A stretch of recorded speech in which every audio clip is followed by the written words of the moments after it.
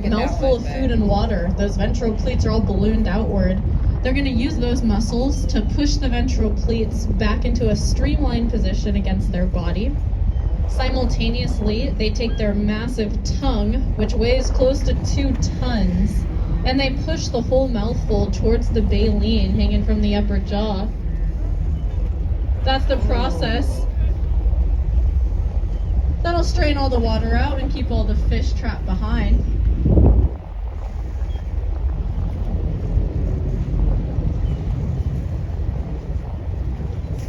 These whales can then use that huge 2-ton tongue and they can squish that fish up against the baleen. They'll make a nice little seafood smoothie that they can easily swallow down.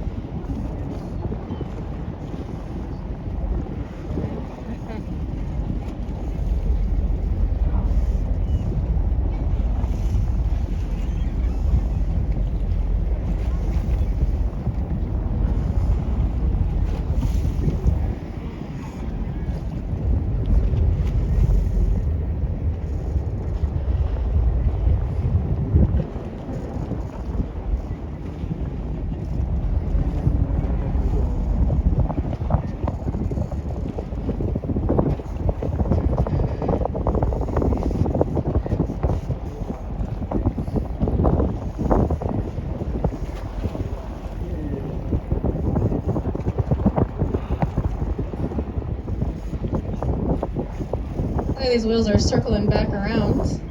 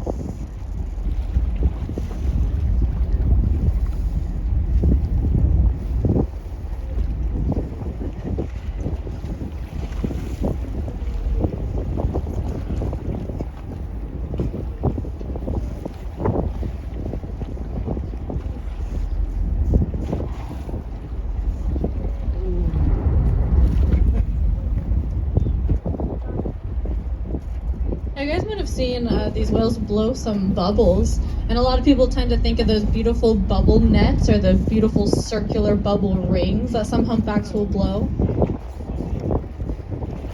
That is seen in the Alaskan population and the East Coast population, but unfortunately our humpbacks here don't make those beautiful circular bubble nets. They will blow bubbles and do what's called bubble blasting, where they kind of make walls of bubbles. For some reason, fish don't think they can swim through the bubbles, so it kind of cuts off one direction where those fish might be swimming.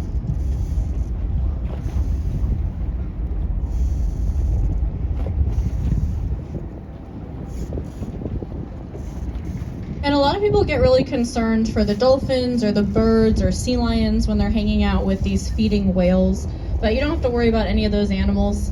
The throat of a humpback is only about the size of a large grapefruit, and they're baleen whales, so they don't have any teeth in their mouth.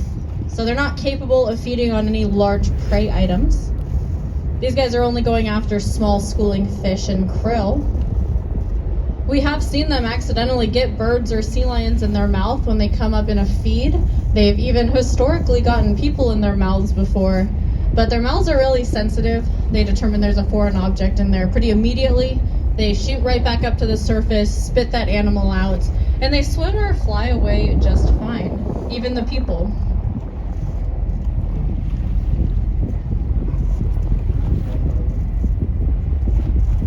It looks like this activity is starting to break apart. So it's really cool when you can see how special that moment in time is, how quickly it came together, how quickly it went apart.